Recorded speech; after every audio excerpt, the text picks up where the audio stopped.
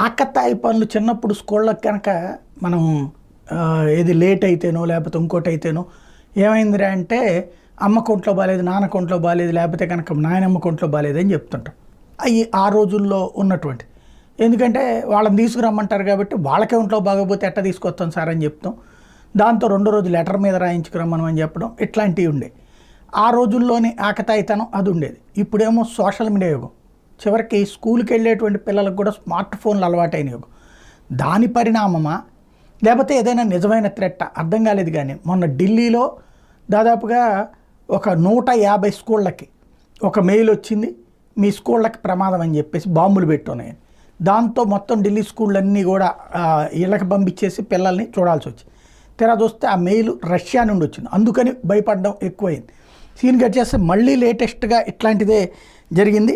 లోక్సభ ఎన్నికలు జరుగుతున్నటువంటి వేళ గుజరాత్ రాష్ట్రం